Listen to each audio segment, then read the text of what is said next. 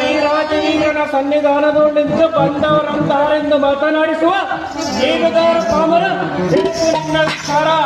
ಓಹೋ ದೇವ, ನಾವು ನಾಡಿನ ಮೇಲೆ ನಿಂತು ಗಟ್ಟಿಯಾಗಿ ಮಾತನಾಡುವ ಕಟ್ಟುಳ್ಳ ಸಾರಥಿ ಎನ್ನುತ್ತಾರೆ ದೇವ.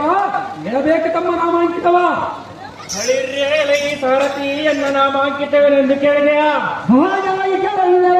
ಬಾಪು ಬಾಪುರೇ ಎನ್ನಗೆ ಎದುರಾಗಿ ಬಂದ ಅಧಮರನ್ನು ಕಡಗಲಿ ರುದ್ರನಂತೆ ಸತ್ಮದ ಮೂರ್ಖರ ಶಿರ ಮರಗಡೆಯ ಸಮರ್ಥ ಅತುಲಿತ ಬಲಯುತನಾದ ಎನ್ನ ಪರಾಕ್ರಮಕ್ಕೆ 56 ದೇಶದ ಭೂಪಾಲಕರ ತಪ್ಪದ ಕಪ್ಪ ಕಾಣಿಕೆ ತಂದೊಪ್ಪಿಸುವರ.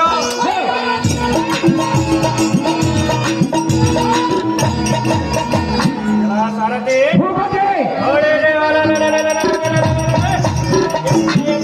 ಸಿಂಜೀನಿಯ ಜೇಂಕೃತಿಗೆ ತ್ರಿಭುವನವರರು ಇದೇನು ದಾಳಿ ಎಂದು ಭಯಗ್ರಸ್ತರಾದರು.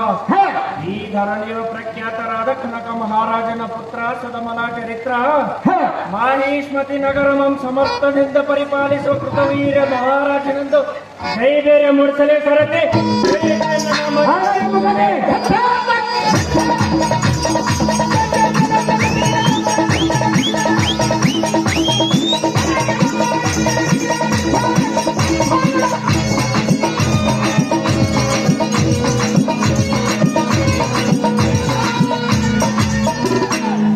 ಓಹೋ, ಕುತವೀರ ಮಹಾರಾಜನನ್ನು ಸರೋವರಿಗೆ ತಿಳಿಯುತ್ತಿದ್ದೇವ.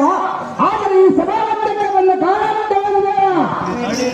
ಈ ಸಾರಥಿ ಸುಂದರವಾಗಿ ಕಂಗೊಳಿಸುವ ಈ ಶೃಂಗಾರ ರಂಗಮಂಟಪಕ್ಕೆ ನಾ ಬಂದ ಕಾರಣವೇನೆಂದರೆ ಎನ್ನ ಪುತ್ರನಾದ ಸಹಸ್ರಬಾಹು ಕಲಿಶೂರ ಕಾರ್ತ್ಯವೀರಾಜನಿಗೆ ಪಟ್ಟಾಭಿಷೇಕ ಮಾಡುವ ಕಾರಣ ಬರೋಣವಾಯಿತು. ಕಂಡಿಯ ಸಾರಥಿ, ತಿಳಿಯಿತು ನಾನು ಬಂದ ಸಂಗತಿ. ಈ ಸಾರಥಿ ಎನ್ನ ಪುತ್ರನಾದ ಕಾರ್ತ್ಯವೀರಾಜನೆಂಬರ ಹೇಳೋ ನಿಮ್ಮ ತಂದೆಯ ಅಪ್ಪಣೆ ಆಗಿರುವುದೆಂದು ತಪ್ಪದೆ ಕರೆದುಕೊಂಡು ಬಾ ಸಾರಥಿ. ಹೋಗು ನೀ ಜಾಗ್ರತೆ.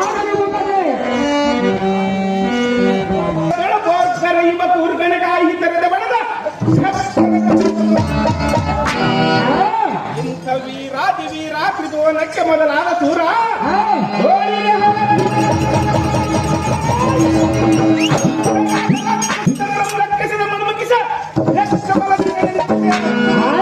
ಬಾಬು ಬಾಪುರೇ ಜಂಬಾರಿಯ ವಜ್ರಾಯುಧವನ್ನು ನಡೆಸುವ ಪ್ರಚಂಡತರ ಆಯುಧ ಪಾಣಿಯಾಗಿ ಈ ಸಭೆಗೆ ಬಂದ ವೀರನಂಬ ಭಕ್ತಿಯಿಂದ ಬಂದ